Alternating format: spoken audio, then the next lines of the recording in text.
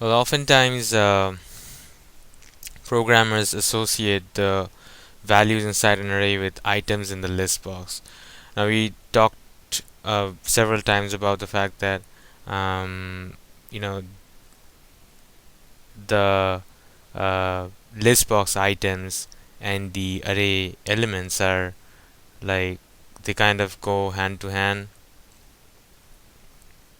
So um, what's what's happening is that these two are kind of can be used together in a sense, and that's why what we can do often is that we can take the elements inside an array and maybe display them in a list box, which we've already done, or maybe do something else with that.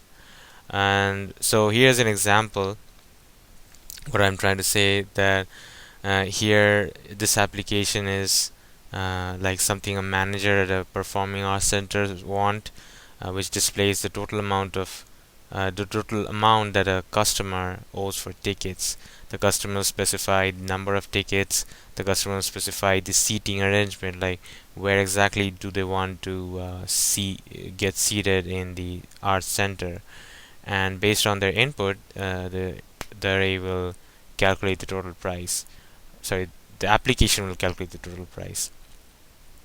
Now, um, what's going on inside the program is that once the customer selects a section, meaning some item in the list box, that gets associated with some element inside an array, and with each element, um, there's a price associated with it. So that price gets multiplied by the number of tickets to get you the total number. So what we do initially is define the price array with different prices, then load the main form, add list box items to it, and then use the calculate button to calculate the total price. And to do that, we first um, parse the number of tickets entered into a variable called num tickets, and then we get the subscript of the array by looking at the selected index of the list box. And then what we do is that the we have defined a ticket price variable which gets the corresponding price given the subscript, and we get the corresponding price from the array. And then we calculate the total due and display it in a text box. So I think this was a pretty interesting application of how we use arrays and list boxes side by side for our programming. And we also uh, can use arrays at accumulators or counters, meaning that we can initialize an array with zeros and based on user inputs add values to it. So we're looking at the code for a program for a school where the principal wants to keep track of the number of cookies sold for different types of cookies: chunky chocolate, macadamia, peanut butter, snickerdoodle, and sugar.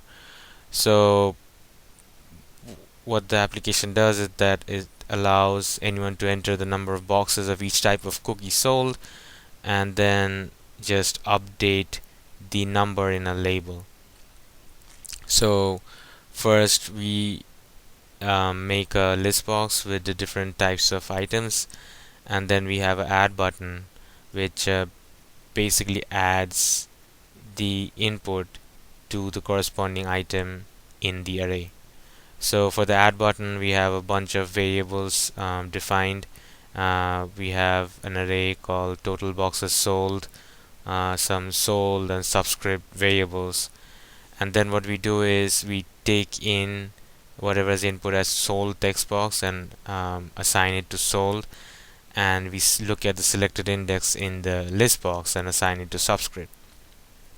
And each time someone enters some value and hits add, the corresponding subscript in the total boxes sold array gets added by that amount. And so we have 5 different labels for each type of chocolate, and the output of that is the corresponding subscript of the array. and that's like the last set of codes for displaying the array values. So we saw here how we can use list boxes and arrays to keep track of stuff sold, basically.